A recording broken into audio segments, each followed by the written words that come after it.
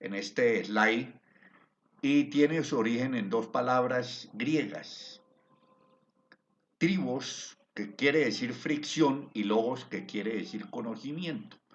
Por lo tanto, la tribología es la ciencia que estudia la fricción. Esa es la definición de tribología, la ciencia que estudia la fricción. La tribología es una ciencia bastante antigua, muy antigua, es tan antigua como el hombre, y va paralela a su historia a la historia de la humanidad. Vamos entonces a seguir adelante y veamos los orígenes de la tribología y de cuándo los conocemos.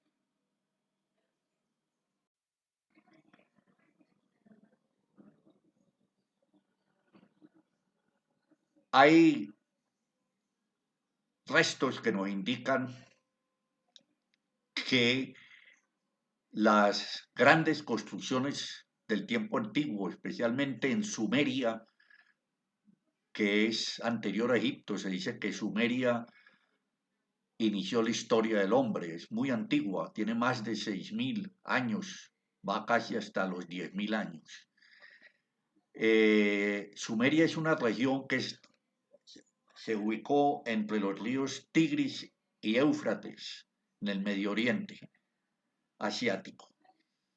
Entonces, en el cercano Oriente Asiático, perdón. Entonces, en esa civilización construían unos grandes monumentos gigantes que fueron las pirámides y los zigurats.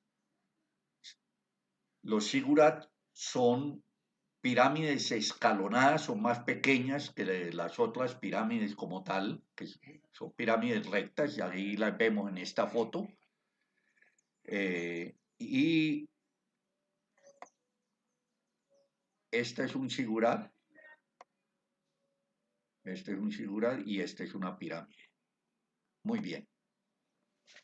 Entonces, para la construcción de esos grandes monumentos se utilizaron masas de piedra muy grandes que se colocaban sobre unos rodillos de madera, de troncos, y se hacían rodar. Para facilitar ese rodamiento se les aplicaba lodo o sangre de animales, sebo también, y se empujaba desde la cantera hasta llegar al sitio establecido para el monumento. En el Egipto antiguo, unos 1.000 o 2.000 años después, también se aplicó esta misma técnica y se hicieron pirámides que hoy son muy famosas, como la de Kefren o la Keops, que es la más grande que se conoce y que se puede observar en fotos o directamente haciendo un viaje a Egipto. Muy bien. Sigamos adelante, avanzando en el tiempo,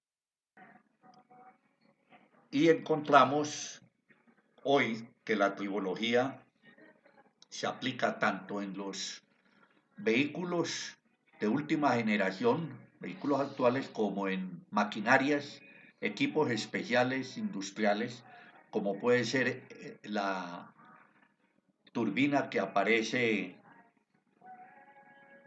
abajo y que va a ser montada posiblemente esta en una planta generadora de electricidad, mientras que este vehículo muy moderno es un vehículo de 1 o máximo 2 años y que circulan por muchas vías y autopistas de todos los países. Muy bien. Volvemos nuevamente en el tiempo hacia atrás, y para poder hablar de los lubricantes tenemos que hablar de dos tipos de fluidos. Estos dos tipos de fluidos fueron estudiados por Newton. Newton fue un físico y matemático inglés de finales del siglo XVII, que dijo que había dos tipos de líquidos o de fluidos, los no newtonianos y los newtonianos. Aquí empezamos con los no newtonianos porque son los que corresponden a la mayoría de los lubricantes. Es decir, la naturaleza de la mayoría de los lubricantes corresponde a fluidos no newtonianos. ¿Cuál es la diferencia entre el uno y el otro? En los no newtonianos, la viscosidad varía con la temperatura. Es decir, si calentamos el fluido, la viscosidad disminuye. El fluido va siendo menos espeso. La viscosidad corresponde al espesor mayor o menor de un fluido, a su untuosidad y su espesor, no necesariamente a su densidad. Bueno, si enfriamos el fluido, ocurre lo contrario. El fluido se hace más liviano, más líquido y fluye más que con una, y fluye menos que con una temperatura alta. Sintetizando, fluidos no newtonianos, la viscosidad varía con los cambios de temperatura. A más temperatura, más fluido, menos de viscosidad. A menos temperatura, menos fluidez, más viscosidad. Y finalmente están los fluidos newtonianos. Los fluidos newtonianos tienen la característica de que la viscosidad no varía por efecto de la temperatura. Usted puede calentar ese fluido y a medida que avanza la temperatura llega un momento en que el fluido cambia de estado. Si la temperatura es muy alta, se volverá gaseoso. Es lo que pasa con el agua, que es el principal exponente de estos fluidos newtonianos.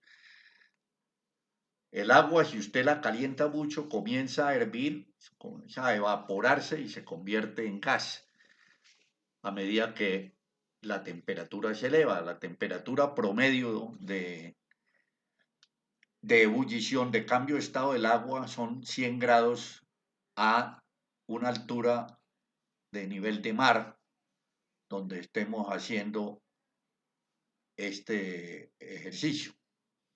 Si lo hacemos lo contrario, si el fluido lo enfriamos, comenzamos a quitarle temperatura, a volverlo cada vez más frío, llegará el momento en que cambia automáticamente de estado y se vuelve un sólido, o sea, se congela. Pero la viscosidad es tanto cuando estamos elevando la temperatura como en el caso que acabo de comentar de bajar la temperatura, la viscosidad es la misma. En el agua no varía. Los no newtonianos corresponden, como dije, a la mayoría de los lubricantes, aunque el agua, fluido newtoniano, también es un lubricante y tiene unas propiedades y una capacidad de refrigeración muy grandes. Muy bien, avanzando en el tiempo, en este viaje del tiempo, pasamos hace menos de 2 siglos con otro inglés, físico y matemático, también como Newton, que nació hacia principios del siglo XIX. Su apellido es Stokes. El señor Stokes observó que si teníamos un mecanismo donde hay una lámina fija y otra en movimiento, como puede ser, por ejemplo, un pistón dentro de una camisa y que se va moviendo a medida que el motor va ejerciendo su movimiento, va impulsando este pistón dentro de esa camisa, o de un sistema hidráulico, un mecanismo hidráulico donde hay un émbolo dentro de un cilindro metálico. Para efectuar este movimiento se usa un lubricante, un aceite, que se agrega ya sea para el caso de un pistón en movimientos motrices, de equipos motrices, o en piezas de movimiento hidráulico.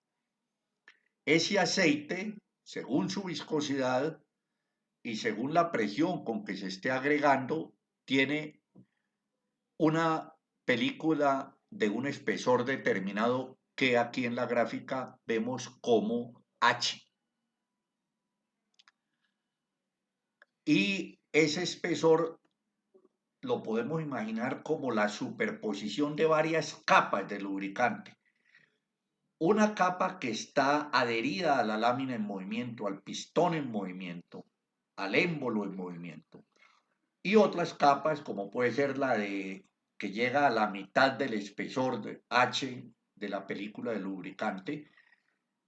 Y otra al final, que es la que está adherida a la lámina fija. Si vemos la lámina en movimiento, tiene una velocidad que le da la fuerza aplicada para que ella se mueva. Esa velocidad de la lámina en movimiento es V y es la misma de la capa de aceite adherida a ella. Así como la capa de aceite,